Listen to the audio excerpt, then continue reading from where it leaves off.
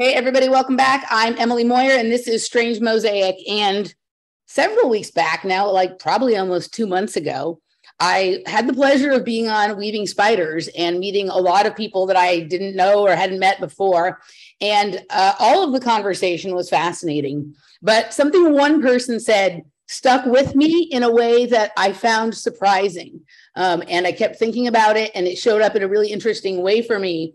And so I thought about having her on the Occult Tennis podcast to talk about it, but time-wise, that just didn't work out. And then I heard her again a few weeks ago on Lindsay's show, and I love Lindsay, and I was kind of jealous that I wasn't there having the conversation with them. So here to talk about the elemental aspects of tennis, time-traveling Templars, information exchange during sex, and whatever else comes up.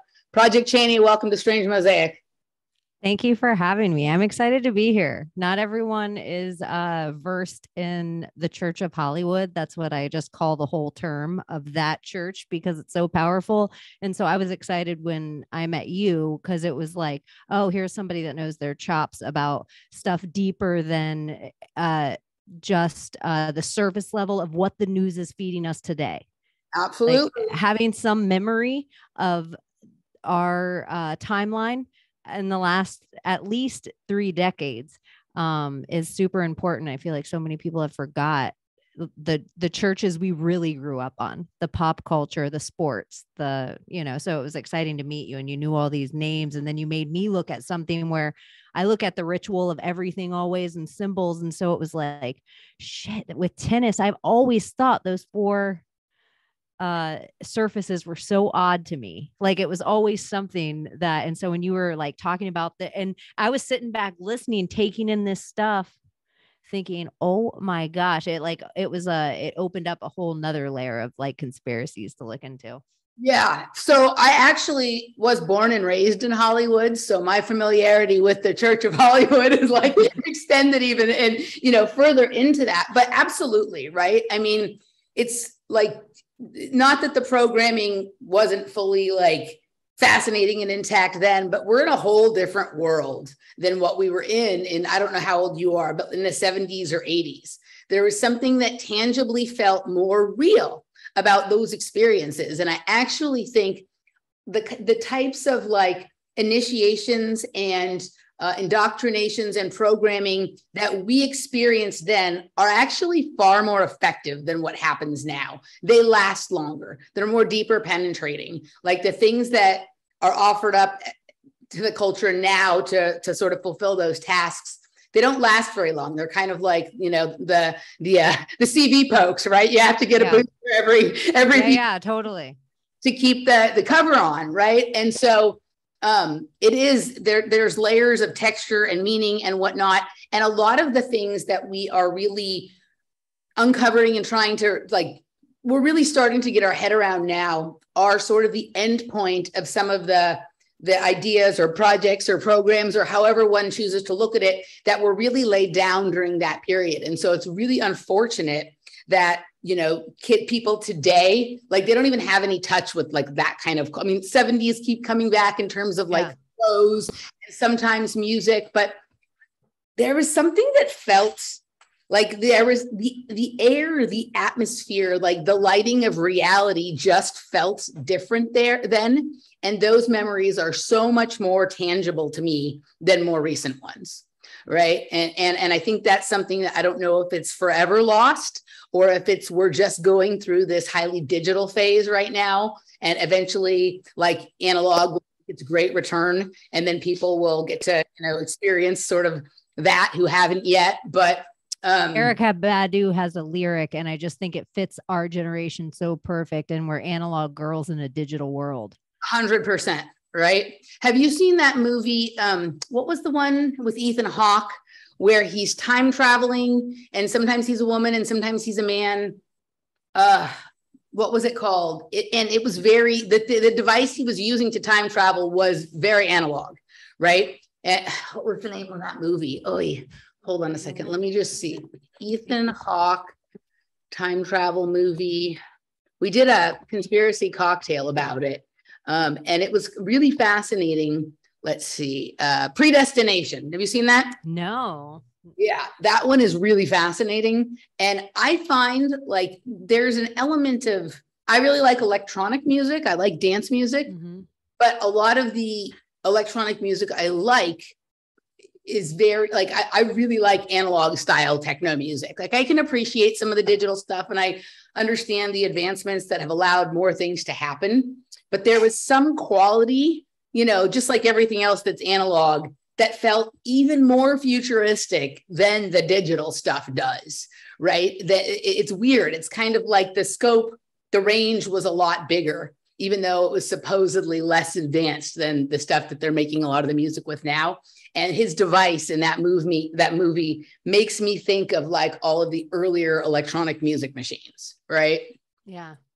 So anywho, so maybe vibrationally, even these little speakers, they can't really put out what is supposed to be kind of put out. So you almost wonder even what kind of sound when they say if every hertz matters, you know, every little elevation of vibration, who knows, you know.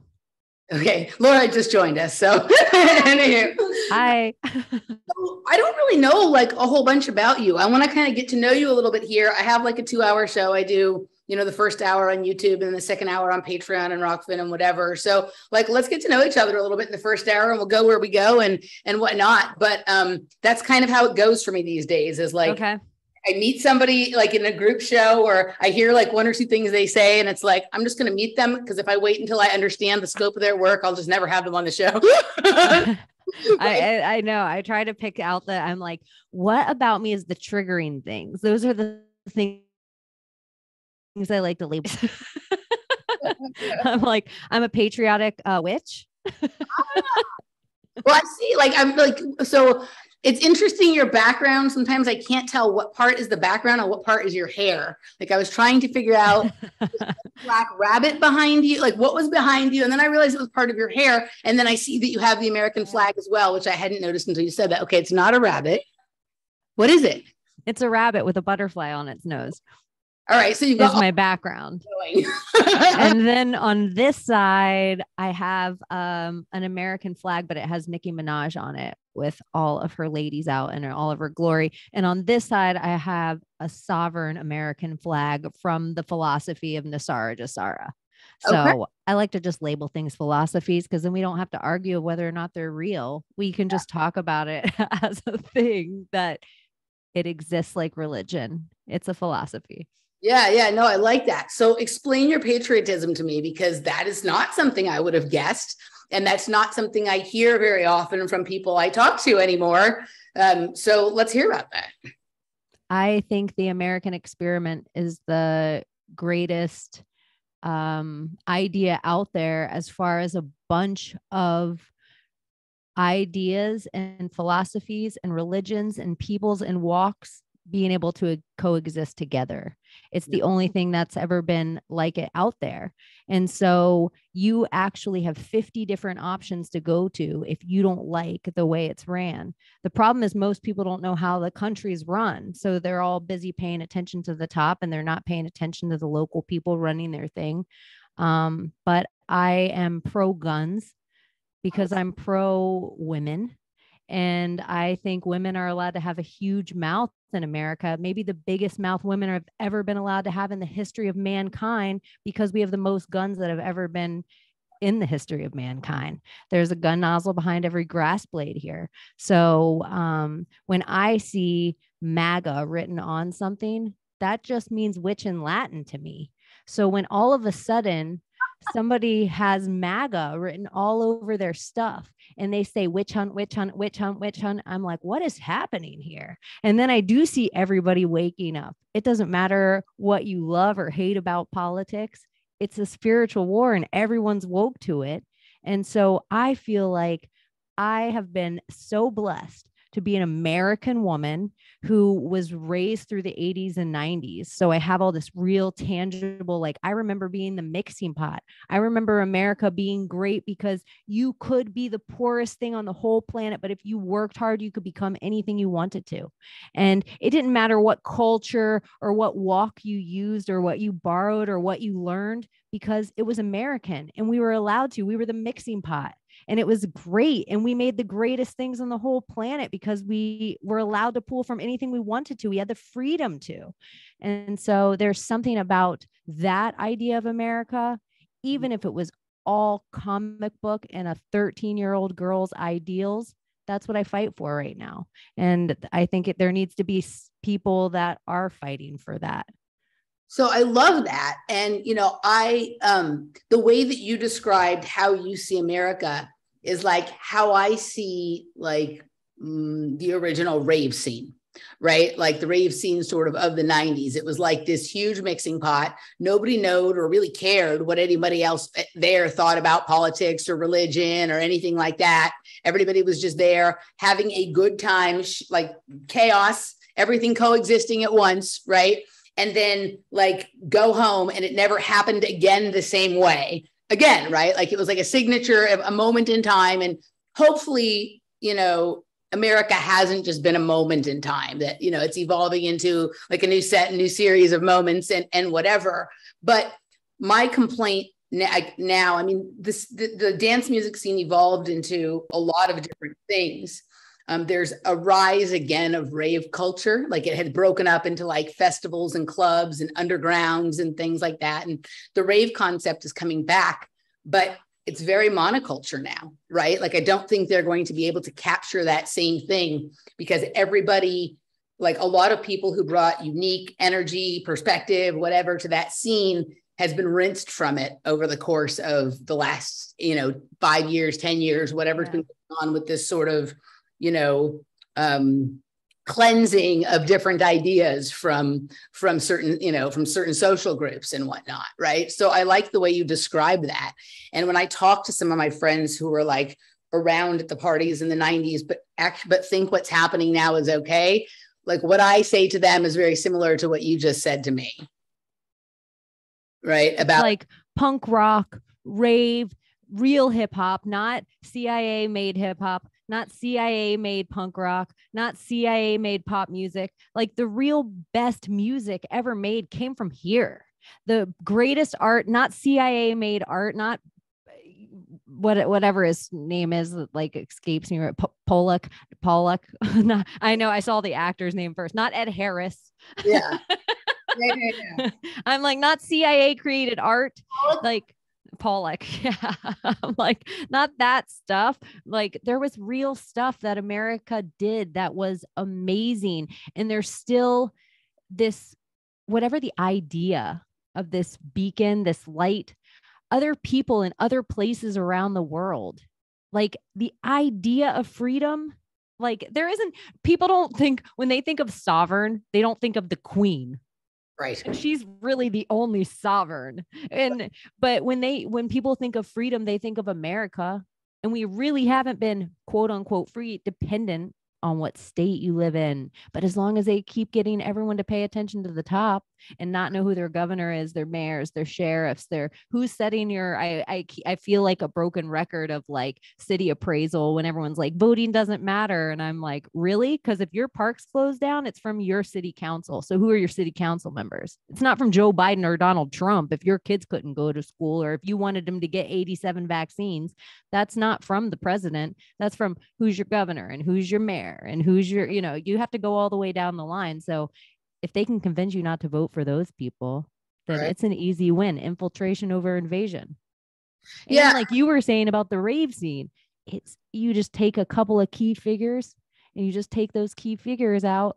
So you have like, and you do it throughout time through American culture. You can start early from the JFKs, MLKs, Malcolm X, but you can go all the way through to the Princes and the Tom Pettys. Right. And so you just take these certain Americana things out and then everybody else falls in line. Yeah, no, it really is interesting. I mean, you can do this in almost whatever you're into, like any scene, whether it be a music scene or an art scene or a sport or whatever. Like, you know, I'm sure there's a lot of people that would like to remove Novak Djokovic, right? Kind of thing, just so that they don't have to deal with that drama every time. But that drama is actually super important. There always needs to be someone however perfect or imperfect, to sort of go against the grain of what everyone else is doing, whether you agree with it or not. So I think you have a good point. Like, I'm not much for the political system anymore, but what your point about being aware of what's going on locally, right? And if you're participating, that being really the more important place to participate than the top, right? Than the, I know it sounds so crazy, but there's nowhere to run. If you think you're going to have one day like a farm and you're going to take care of your family and you're going to do everything good and everything right, well, somebody's going to take that from you. Some bad person's going to take that from you unless you have a good community around you. So you can set that in place. There's options for you to do that. And if you don't like where you're at, you can move. You have the freedom to do that too. Yeah. So I just think that it's pretty special, and it's super important that we fight for these different ideals, and each state remains different. Like, you should be able to go if you want to wear tutus and, rainbow things and whatever the fear is of the right, you should be able to go to that fear if that's your thing. And whatever the fear is of the left, you should be able to go there too. But we have 50 options. Think of that whole dynamic that you could go through, the whole dichotomy. Yeah, no, absolutely. So now tell me a little bit about the witchy part, because that part surprised me less, right? Like, that part surprised me less, but, kind of tell us where you're coming from sort of with that. I do a lot of shows with Nish, and she has her whole sort of witchy vibe. Yours feels a little different. I want to hear about you. I think that I apologize real quick. I have to stop. My dog's crying for some reason over here, and I have to see what's happening. But I just kept hearing this like, oops, sorry. All right, we're back. Oh no, sorry. I apologize. I had to stop. I'm like, what is happening? Okay. Witchy ways. Yeah. So I think in all of my looks and all of my walks and all of my studying, I can find a million secret societies. I can find a million quote unquote secret societies. Mm-hmm. I can't find a whole bunch of secret society of women. And I can find a whole bunch of stuff proven in labs about scientific experiments and what this chemical does and what that chemical does. And I can find people that call certain things miracles. And then I can find a bunch of religious books calling certain witchcraft demons, or this is bad, or this is Satan, or this is dark. And, the more I looked into energy and the more real I realized all this is, I'm like, there was some secret society of women. They burn them at the stake over and over again in all history. And then the more I learn about the womb and the placenta, and then you just see women being written out of every culture, not every culture, out of all the Abrahamic religions, and they're just written out of a lot of historical things. And I think there's a magic that women possess that the powers that be are frightened of that magic. And so they don't want them to associate with that. They don't want them to attach to the elements. They don't want them to realize the power of their womb and the power of their femininity and the ways of their energy and what they can walk down the street and conjure. They don't want women to know that. And there are levels of things that men can do too. And men are more powerful in the 3D world, but in the spiritual realm, women carry a lot of weight, and it's easier for them to learn and attach to these things. And I think that frightened powerful men throughout time. And so they wanted to figure out how to steal those powers, and some things you can't recreate in a lab. And so I think it's science kind of is bad sorcery and just trying to recreate what witches can do. Okay, a couple of things sort of popped to mind when you're saying that. Like, I had this very weird, this strange mushroom experience this past weekend that was like kind of unexpected, and a very small dose that actually turned out to be very strong. And like, it was actually a pretty meaningful trip, even though it was like, I didn't see that kind of coming. Certain mushrooms will get you. It's like, there's so many different types of mushrooms that certain ones you'll be like, what? I'm fine. I can eat this amount of mushroom, and you'll have one cap and you're like, blast off. Yeah. Well, I think like these ones I'd had before, but I think what happened, like, I had coffee not that long before. So I think something I think maybe that was the different thing, but whatever it was, there was a lot of interesting stuff about this, and it was different than when I would do a larger dose, or when I was buckling up for a long, big trip or something like that. But one of the things this trip made me really aware of, in a way that it's not that I didn't have an awareness other times, but it seemed like something clicked with me in a way that it hadn't before, was it made me very aware of my female systems, right? I'm a female with a lot of masculine tendencies, right? I'm, just in general, I always have been. And I like being a girl. I don't ignore being a girl, but it's not one of those things where I have ever placed a ton of focus or importance, or spend that much time thinking about my that I am one, or that I am a woman, right?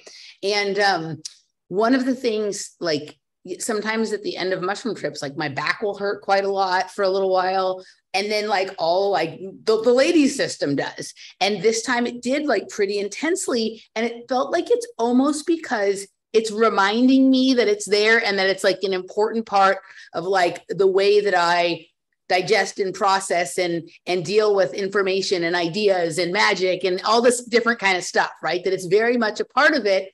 And, when I'm done with this sort of mystical, magical experience, whatever alchemical experience that the mushrooms are, my body was reminding me that part of the reason that it is the way that it is for me is because of that. I sometimes you're ignoring your feminine. You're ignoring it. Your sacral chakra, your sacred feminine, your womb. You're ignoring it probably in your everyday life. And so your mushrooms are your teacher. And so it's if it has to be pain for you to be aware of it, then it's the pain you're going to get. It just wants to be recognized a little bit. It's beautiful. It was menstrual cramps, right? And it was okay. I really felt that. It felt, how when people go to get certain kinds of X-rays or CAT scans or certain things, they'll give them the dye so that it highlights it on the picture. It almost felt like the mushrooms highlighted my own system to me. And it became, I don't know if I want to say painful, but there was definitely a strong sensory experience. Movement.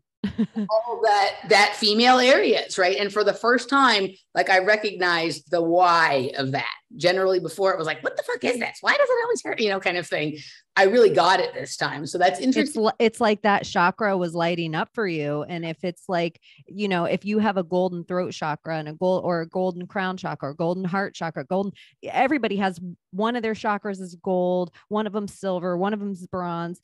You need to work on one. And I think sometimes you have two that are gold, but I just think the higher those chakras get, as the other ones reach it, it becomes even higher. It never really stops. So you're kind of always going toward these levels.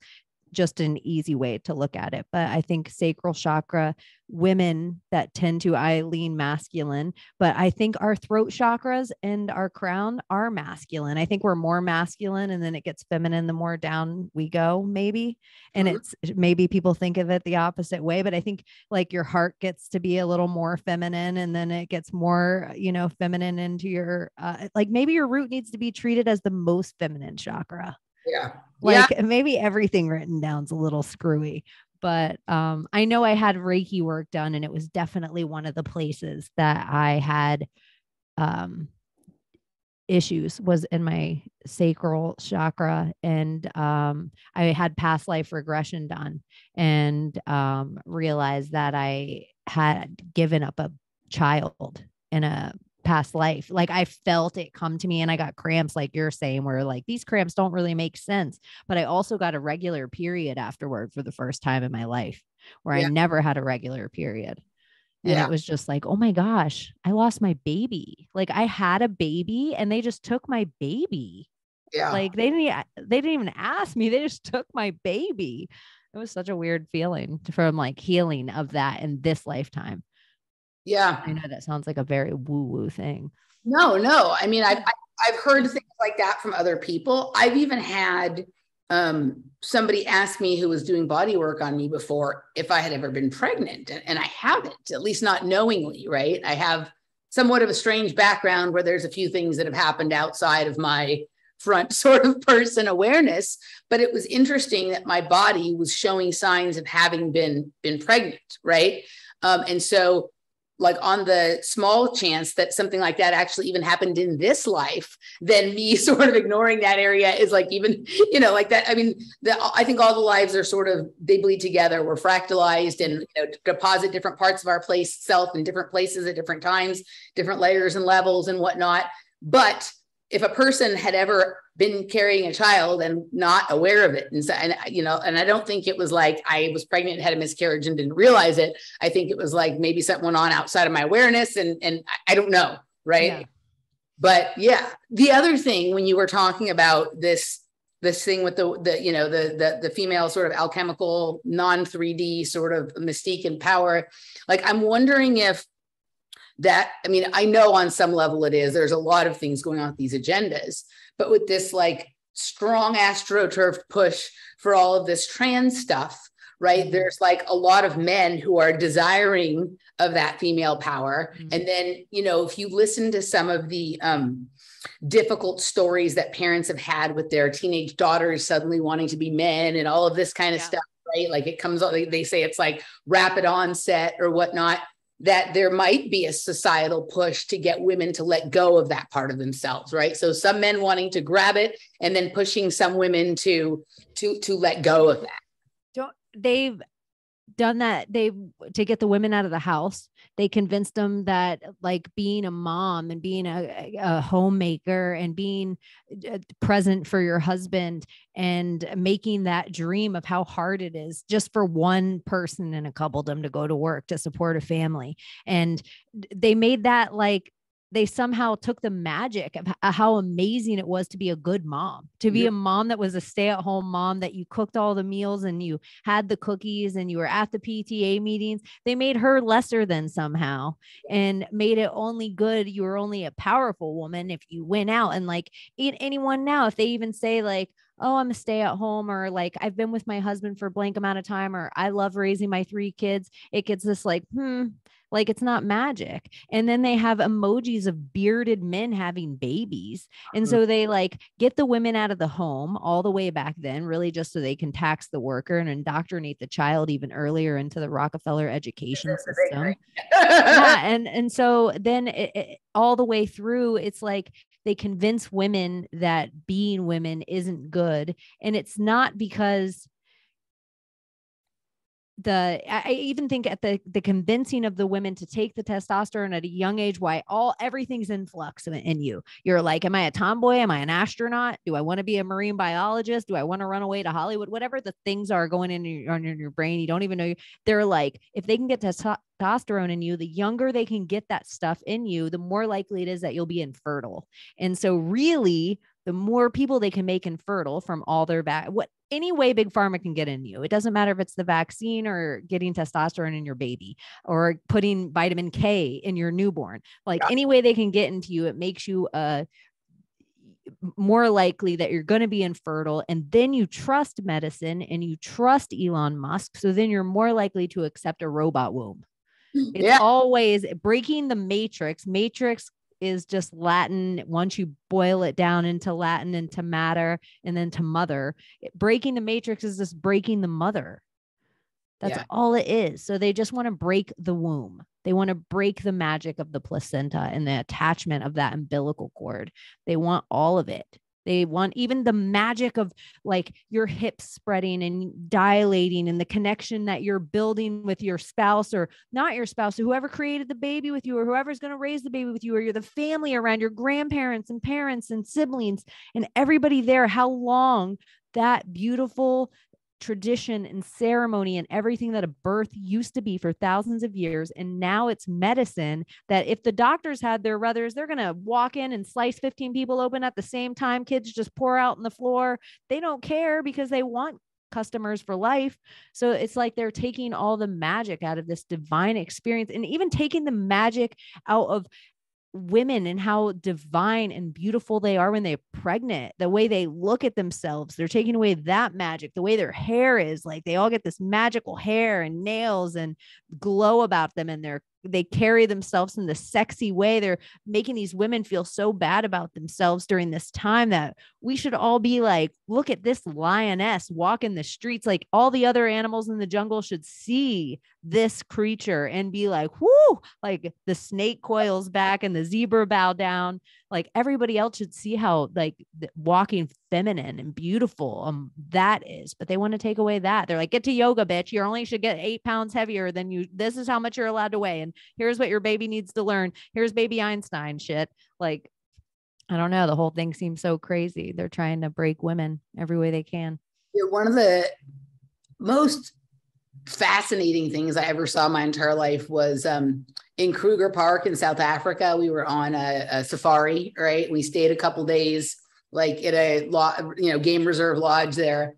But one day when we were out on the safari part, we saw a pregnant giraffe, and like she was real pregnant. It wasn't like it was like bizarre. Like it was hard to understand how she was not. Those little skinny legs were not potato on toothpicks. Right? Kind of thing. She was enormous. But it was like nobody could take their eyes off of her. Like whatever else was going on, there could have been like, a lion or a cheetah. And, the giraffes are more plentiful than lions or cheetahs in that area that we were in. But it wouldn't matter. There could have been like a purple unicorn, a dinosaur, whatever. Like this was like, you could feel that there was this like majestic sort of aura about this. And she was so tall, and she was just picking the leaves she wanted to eat off the tree and doing her normal thing. Like you kind of wanted to be like, lady, don't you know how big you are? You're gonna fall down. Lay down, lady. Take a breather. Right? Like it was very interesting. Yeah. But if we're pregnant naturally, we'd walk, stand. They got us laying down with gravity working again. If gravity's real, they got us the theory of gravity working against us with our legs up in a stirrup. Like none of that makes sense. Like a lady so amazing. One of the coolest phrases I ever heard in my whole life is watching a lady give birth in like a natural birth setting. And they say, you can reach down and pull your baby out now. Yeah. And you can reach down and pull your own baby out. Like, that's amazing. This video once, it was like literally only like a minute or a minute and a half long. It was a very short video. And this pregnant woman, like, it looked like it was just shot like in her den or her library in her house or something, right? She walks into the room. She goes over to where there's like just maybe 2 feet, 1.5 feet of space between like a desk and a bookshelf. Right. And it's like the weirdest thing. She puts her hands on it, like she's going to do like some dips or something. And she just literally squeezes the baby out and grabs the baby and like pulls it out. And that was it. That was her birth process. She didn't break a sweat. She didn't like it literally looked like she pulled the baby out while she was doing her workout. Right. Not this big dramatic thing with like 5 doctors and 3 nurses and an epidural and, all this kind of stuff. It was just like, doop, doop, all right, take my baby out, ready to go. Right. And here's certain animals around pregnant ladies and around birthing ladies. It said like the sonar of dolphins, if you give birth in water around dolphins, they take away the pain of the birthing process. And then another crazy thing, if you're standing up giving birth, it said where a woman's G-spot is where the head of the baby comes down and hits in a natural childbirth to alleviate some of that pain. Yeah. Like, look at how amazing and magic if we didn't have the indoctrinated involved. Wait, let me call them by their shorter name, doctors involved. Yeah. The last point I want to make about this, the female sort of energy outside of the 3D sort of realm kind of thing. And then we can move on and maybe get into a little bit about some of the elementals about tennis. But I noticed there was something funny going on with Bruce Jenner, like a long time before it became a media topic, right? Like about the time that the Kardashians first became really popular, like back when they were friends with Paris Hilton and all that kind of stuff. I remember being over at a friend's house, and that was on the TV and everyone was talking about Kim Kardashian or whatever. I don't know what you guys are so aware of the Kardashians. I'm like, look at Bruce Jenner. Something's looking a little weird, right? I'm like, he's looking like a lady, dude. And then I just pulled up my phone and I started to look. I wanted to see some pictures of him when he was younger, right? Just kind of see, like, I was like, did he always look like that? And I found this interesting spread. I've never gone back to look and see if it's still there, that had a picture of Bruce Jenner, all in a line from the time he was younger up until the present time. This was probably about 2012, 2013 or something like that, right? And it was weird. It looked literally like for his whole life, he had been moving back slowly and morphing. Well, more like moving, like some years he looked very feminine and some years he looked more masculine. And it said that Chris did that. Like he was all slowly feminine up. And then once she got her clutches in, she's like, homeboy, you got to get off this shit. Cause he started already having tits. And she's like, you can't take that stuff, because she was the one that took him and got him on speaking tours. He was just like, okay, an athlete that won the Olympics once. But once he married Chris, she was the business mastermind. So then he like gets masculine again. And then slowly she probably saw the extra money in him transitioning. I mean, I saw this though, even when he was a teenager. But I've heard she was a witch too. Go on. Oh, teenager. Oh, okay. I saw this from the very beginning. Like it seemed to be like he was in this dance between male and female. And my takeaway intuitively was like, oh my God, he's intersexed. And like, he's been sort of in this struggle his whole life. And whether it was like, it was really ambiguous at birth and they made a choice and he struggled with that choice, or whether it was just ambiguous then and still was ambiguous. And at a certain point he resonated more. I don't know. But my takeaway was that. Well, you brought up something that nobody talks about anymore is hermaphrodites or intersect used to be born all the time. And a parent, and like once the medicine got good enough around the like probably the late 60s, early 70s, they would ask the parent right then, make a decision of what you want your kid to be now. So there was a lot of kids in the 70s, 60s, 70s, 80s that their parent might have made the wrong decision. And I wonder how many parents would have guilt about the kid. This gets into a whole nother crazy idea that I have, but I think it's the same idea, that parents just making the decision and now having the guilt. Sometimes I think religion has its clutches in people and their guilt so much that gay people, this is why you're seeing so many gays transition. Because am I sinning anymore if I'm actually the sex, so I can be with the sex that I'm quote unquote supposed to be. But what they don't tell gay people is there's something in your brain, let's say it's a box of gay, that once they take, like if women are taking testosterone, like if I'm a gay woman, if I take testosterone, I will start being attracted to men because gay is in my brain. And so it's like, even though my body becomes more masculine and I start to see myself, like my jaw squares off and I start growing hair, I also start craving more masculine. Yeah, no, I mean, I think it's a good point. I've heard it discussed by some of these like people who, you know, I've heard some of the interviews with like Abigail Schreier and some of the other people who've written books about like why we shouldn't be so enthusiastic about letting kids do all this stuff to their bodies at young ages and whatnot. And that's one of the things that has come up. My thought also, when I would say that, so I said this to the people sitting in the room, right, back in 2013. And I was like, they didn't understand how, if he were really, let's just say that like he really was more of a woman, or that he was intersexed or hermaphrodite, but he's an Olympic athlete. Like that's the height of masculinity. There are so many benefits that would be gained if somebody really had equal access to both genders to draw on in their athletic performance, because athletics is about so much more than just physicality, unless you're doing something like just trying to bulk lift as much weight as you can, or maybe sumo wrestling or whatever, right? No, you're right. It's like there's certain reflexes and impulses that men are stronger at, and then like their hand-eye might be faster, but the women are going to have flexibility and long muscles. And so it's like, if you could mix those things, you might become this perfect athlete, which he kind of was at a time. Decathlete or he did lots of different things, right? He wasn't just strictly a runner. He did the whole thing. But there's also certain, like women have different tactics than men have. Women have, you know, like there's so many things that come into play. And the athletic event that he was most known for involved a lot of different things. Women are really good at doing a lot of things at one time because of what they were, you know, like what their genetic history has been, being mothers, taking care of the kids, cooking the dinner, doing this, that, everything. time, not just focused on one they thing. weren't hunting or gathering. They were doing society. I always am like, the men were providing all of the stuff for women to keep raising the kids and running the little societies inside the kids. It's why we talk so much more. We have what, 10, like they're like, women have this amount of words per day and men have this little many. Well, like, yeah, we had a lot of talking to do. They were in the woods like, shh. Right. Yeah, right. We're hunting for rabbits.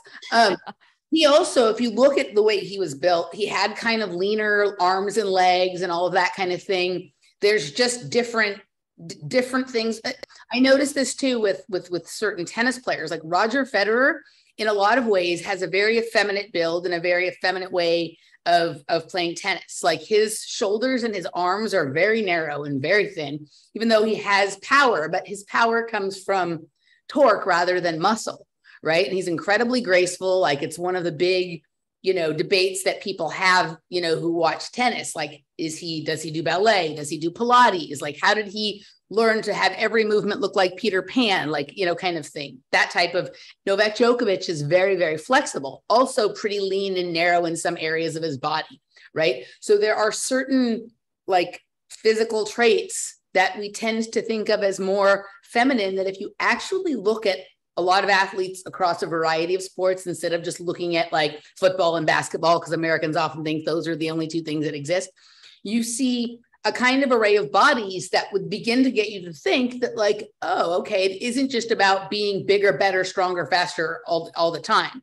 Sometimes there's different, There's Michael Phelps. Yeah, there you get this long, lean, whole different, or who's the guy that crawls the mountain without any rope? And I think his name is Andy, but I don't remember his name. But that he's this athlete that he's probably the best athlete in the world. And it's not because he's bigger and, this looks like he's strong. He's just strong everywhere. Yeah. Right. And the same thing goes for women. There's some women who've mastered their sports because they've got a pretty manly build, right? Kind of thing. And so there's this range that exists that him possibly having had a lot of estrogen for most of his life. And then at a certain point, just either allowing that to play out. Like, we don't know that it wasn't the other way around, that he hadn't been controlling his female by use of testosterone until a certain point. We don't know. Like, I don't think we're getting like a full history of like what his, hormonal status was. Right. But I don't think that it's that, we're in this huge fight right now about like the women swimming and the men swimming in women's sports, or the trans women, whatever. And I understand that. I'm not saying that that isn't an important debate. But there's a whole range of things that make someone good at a sport that are not just about what the main few traits you think of when you think of one gender or the other is, right? Yeah. And I think that like whatever was going on inside of him was perfect for that sport, or him or her, or however we want to say that, at that time. And if you look, I suggest if people go look at pictures of him when he was little, when he was a teenager, he got older, it wasn't just like man, man, man, man, woman, right? There was this range, this sort of dance happening all the way through. And, we could get into weirder and more exotic theories about all of that as well. But I think that the simple explanation that I still believe in my heart is that he was likely intersexed at birth and has been in that struggle his whole life. Right. Yeah. I'm not anti that theory. I also think like the evil they, like taking somebody like a Bruce Jenner, who might be considered at one point like the Wheaties box most masculine man of all time, and making him a woman right before this whole ritual that we went into happened, that could be like equally as done just to like kneecap. It's like putting a man in a dress. Like, it's even more so. And keeping up with the Kardashians of it all. If she knows this ahead of time and uses him to he already has these good looking kids, and she sets it all up that like her crescendo is him transitioning into kind of the same female that they all look like look how much plastic surgery they've all had, all the card, like he legitimately, when the show was started only because of Bruce Jenner, now he is the guy who is the one keeping up with the Kardashians in every way, is crazy. And I also think you brought up Kim and Paris and Bink. I think these chicks, because they're so highfalutin in money, they're such handlers. Like Kim is a handler, Chris is a handler, Paris is a handler. They get to be like higher rank than the other ones. Like Paris is the one around when Brittany shows her crotch and when Lindsay loses her mind. Like it's always these, like Kim's never the one that gets wasted. Like the sex tapes are very coordinated. There's never been a Hollywood sex tape that accidentally got out. Those are very like coordinated events. So I feel like every single person that any of the Kardashians have dated are almost, and probably like if we looked into, I think the Britney Spears conservatorship, I think that is so many celebrities that if we really saw how many celebrities were under these kind of weird contracts, it would blow our minds. I would almost say that I would bet every single person who's ever performed in Vegas is under one of these kind of weird conservatorships, from Elvis to Britney to Celine Dion to, I think these people are all trapped. And it's almost like that Princess Diana, like where you're like, but you're so famous, you must be the freest person in the world. Yeah, like no, you're the most trapped. And it would be the most excruciating kind of trap to be trapped in front of the world. Like not even in a prison high tower somewhere, but to actually be walking with paparazzi around you. Yeah, I think that, yes, I agree with you. Definitely a lot of people in Hollywood, but you're right. It could be like almost everyone of any like consequence that, most people are familiar with that name. And in sports, and maybe even just amongst the uber wealthy, whether they're famous or not. I have a feeling this is a tool or a mechanism that is used beyond what we think and consider. When you were talking about it, it made me revisit a conversation that I just had the other day with Laura. We were talking about the tennis player Naomi Osaka. Are you familiar with her? No, I haven't watched tennis in too long. It's like what you were saying. It's like that period of time when we were younger, it seemed to be more real memories. Yep. That period of tennis is cemented in my brain. Like the Jennifer Capriati, Monica Seles, Pete Sampras, Andre Agassi, like those tennis players are like that decade and a half, 2 decades. Yeah. No, I agree with you. Like to me that like, I mean, the men's game has been in a very rich era. The women's, it's been different, but like I really got to enjoying tennis during that period of time where Jennifer Capriati, like, the Williams sisters were coming up, and, Kim Clijsters and whatever. And these women were fighting it out in that same way that like Nadal and Djokovic do now. Every game going to deuce multiple times, 10, 20, 30 minutes just to get through a single game. And just this like battle of will. Steffi Graf, yeah, Steffi and Monica. I feel like those two women changed well, no, because then when you even go to like Martina, like that's where it's like Martina Navratilova, she gets no shine for being out as long as she was out. Yeah, no, well, she gets swatted constantly for like defending common sense on any level, and she gets a lot of shit for being anti-trans agenda. Yeah, this is so it's so funny, but I like how she's just like, I also heard about Martina Navratilova, like she is a ladies' man. Like Martina apparently she's just like the most charming woman in the world, that anyone who's around her falls in love with her. She has a magic about her, right? Like you look at her, like, anything you would consider like classically attractive or anything like that, but she has that. She's not my type. Not mine either, but like I can see why she swoons us. We're all like, "Ooh, Martina." Right, totally. So, but there's something about her, just even though she seems like she like knows a good car. She knows a good fabric of sheets. She knows good food when she tastes it. She knows a good wine. She seems like she'd be able to pick you up. She'd be like, "Here, I got you this chair out of the sun, and you'll like this Pinot." Like she'd listen to the little things you said about, and you'd be like, "This Martina, you're wooing me." Yeah, probably. All right. So about Naomi Osaka. So she's an interesting character, right? So her father is Haitian and her mother is Japanese, and she grew up in America, but she plays for Japan because at a certain point when she was developing in the USTA, Like she or her parents, whoever's in control of her, didn't feel like the USTA was backing her enough, giving her enough funds, providing enough support for her development. And Japan offered a lot of, because her mother was Japanese, like that. Japan is always looking for a huge athletic star. Like that country is dying and craving for a huge athletic star. So they offered all this money. So now she competes for Japan. She took her mom's last name, even though that's not generally sort of how it's done. And, she had a period of a good amount of dominance, but she seemed to like begin to fall apart. As she won, and then there was expectations, and she got very caught up in social media and in like the woke stuff and Black Lives Matter stuff. And she has done a lot of, in my opinion, like definitely like speaking out of her ass. Like, it's fine to step out of your lane, but if you're going to step out of your lane and you want people to take you seriously, like, know what you're talking about, right? Like, nobody wants to be preached to by a teenager who went to their first protest in May of 2020 and now is preaching to everybody about, racism and rights and this and that. She's like one of the wealthiest athletes in the world. She's got enormous contracts, and she gets into like in Indian Wells, she got into an argument with someone in the crowd because they booed her. Right? Like, she doesn't seem to be able to take what comes with being a public person. Like, she dropped out of the French Open one year because she didn't want to participate in the press conferences.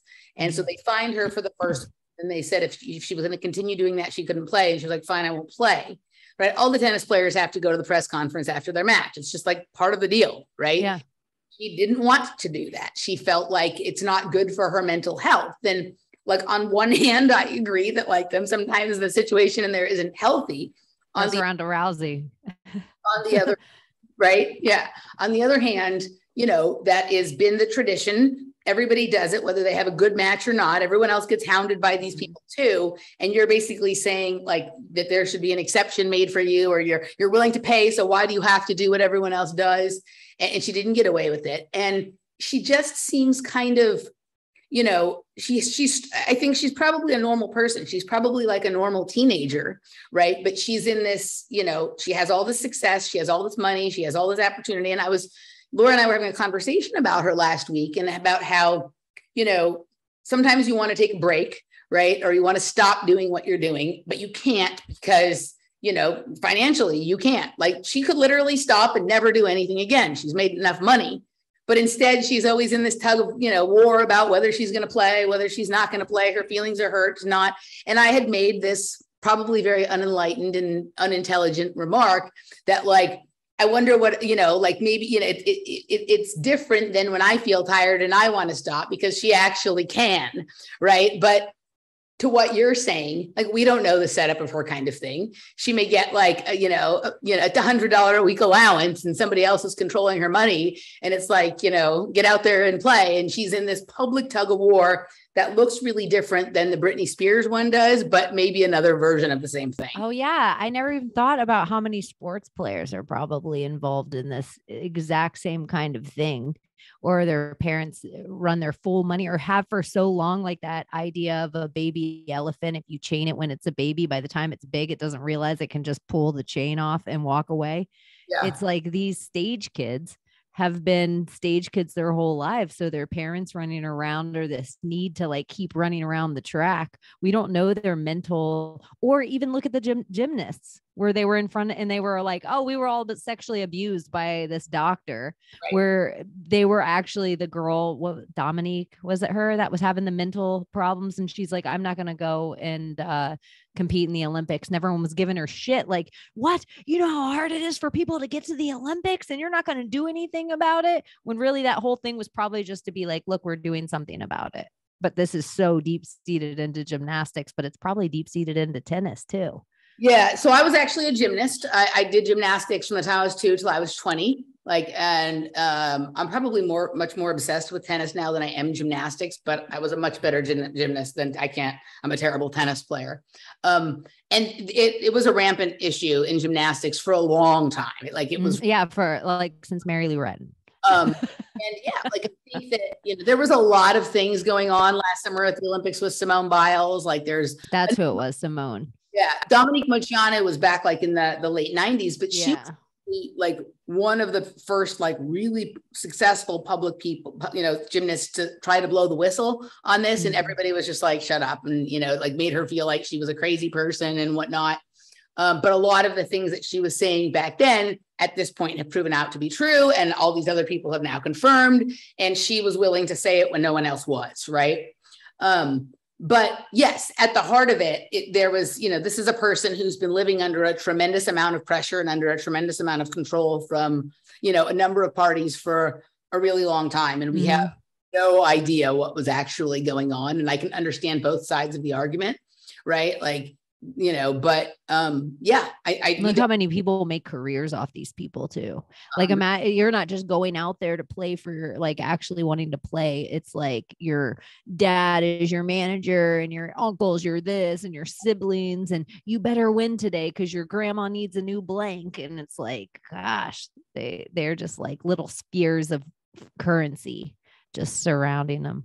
I mean, it's like a whole machine. It's like a whole behind them. And I think one of I'm sure that there's challenge to this, but one of the worst things that happens is that when that first time for the young celebrity or the young athlete, when their parent quits their day job to begin to manage or to begin to basically work for their child, there's like something not that has happened. Like there's some, I don't know. We're talking about all this very 3D, like these families and these rituals aren't all pre-planned, and all these people are bloodlines that are all set up to be involved in this. And they're not even maybe the best in the world at all. They're just the names that we're allowed to see. 100%, right? Yeah. We were being really nice talking about it. Like, what if it's just like, we were talking about it really 3D, but it's like, who really knows the level of like, what these people have to do to get where they're at, because nothing's for free, whether it's your being LeBron James or Britney Spears or, Andre Agassi. Like there's something you're going to sell your soul for part of it. And I do think the rituals of these sports, like there's so many dates I'm curious about. Like now I wonder what happened in that sport during that day, or I wonder what happened because if you take 1/6, the insurrection, which was like a huge pillar day, which other stuff was meant to go down, but too many people showed up at the event, in my opinion. Like too many people showed up at the movie set and they couldn't have the bloodbath they planned. Before that, a big, huge event that happens is Kobe Bryant dies on 1/6, which I feel like is the pivotal moment that sets forth the like Corona ritual that we all are about to fold into. Another 1/6 weird sports date that is so crazy to me is when Nancy Kerrigan, I think, got hit on her knee. Yeah. Yeah, I didn't realize those were 1/6. Sport. The Kobe Bryant thing is connected to a lot of other things we've actually so much here. Michael did great work. Michael Wan did great work on the Kobe Bryant ritual, and there was all kinds of interesting things going on there, including connections to Kardashian shit. I mean, it's there's lots of stuff. But yeah, one of the things I like to do is I track, like with something like tennis or golf, it's really easy to do this because the tours are basically, they go like the ATP tour, right? The tennis tour goes around the world every year. And it's basically at the same tournament, at the same place, generally about the same time every year. Every once in a while, there'll be a switch in the schedule. And that seems to me like it's probably more meaningful than we think of it, right? Like the 2020 Olympic Games being in 2021, yet still having all the 2020 signage. That was so crazy. I agree with you. I think when they change it up, it's like they already knew it was going to be changed. Well, think about, like, I always think that, and this gets into the child trafficking stuff as well. I actually think child trafficking is about something different than what people think it is. And I do too. Not that there isn't some gross sexual. People think I'm crazy when I say the atrocities that are happening to children are darker than pedophilia. And they think that's a crazy thing to say because our human brain should only go as dark as pedophilia. It's like, but there's darker than that. There's ritual magic that's being done, and it's darker than getting your rocks off. So I think about it this way, right? And if you break it down to like sports, like something like the tennis tour, where you have a lot of the same top players for a really long time, and there's like a real routine about it, right? Like, why is it important that these players be in this location on this day at this time? What's happening besides the tennis tournament in that city that month, that week? What deals are being made, right? What portals are being opened?